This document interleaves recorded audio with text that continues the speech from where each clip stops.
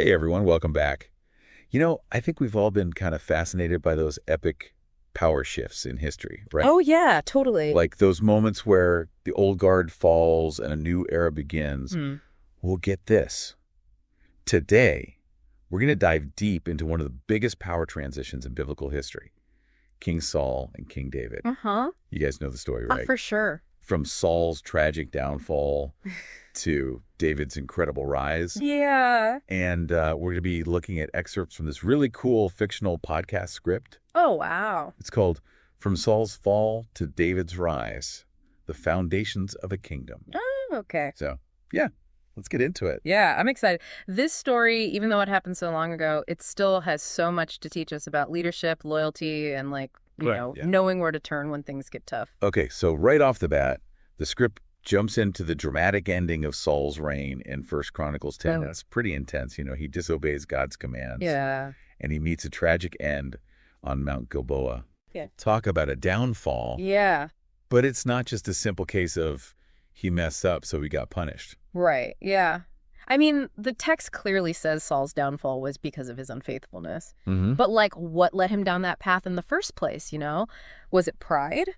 Oh, interesting. Maybe the weight of leadership was just too much for him. Yeah. And what's fascinating is that he turns to a medium for advice. Whoa, hold on, like a psychic? Basically, it was like the ancient version of a psychic hotline instead of seeking guidance from God, you know? Yeah, that's pretty wild. Yeah. I think it's like he wanted a shortcut, Exactly. like an easy answer. Yeah. Instead of trusting in God's plan. Right. I mean, don't we kind of do the same thing today? Like Yeah. with all the information overload and everyone shouting their opinions, it's so easy to get caught up in the wrong stuff, It makes you wonder, what are our modern day mediums? Oh.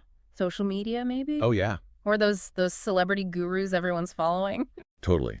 So Saul's story is a big warning sign, right? For sure. But then we have David's story, right? In 1 Chronicles 11, Yeah. he steps onto the scene, people are rallying behind him. That's right. But it wasn't just like a simple handoff of power, right? No, not at all. David, he wasn't the obvious choice for king at first. And the script really emphasizes how God had a hand in David's rise to power. Yeah, totally. 1 Chronicles 11.9 even says David's strength came straight from God. It does. I mean, of course, leadership skills and charisma matter. Oh, absolutely. But how much of David's success was because God was behind him versus just, his own natural talents? That's a pretty big question. Yeah, it is. It makes you think about that whole nature versus nurture thing, but in a biblical way, It does. It does. Okay, but can we talk about David's mighty men for a sec? Oh, yeah. Those stories are incredible. They risked their lives to bring him water, and then David, what does he do? I know. He pours it out as an offering to God. That's so powerful. It shows so much respect for their sacrifice. Absolutely. It's a huge lesson in gratitude, and about leadership. Totally.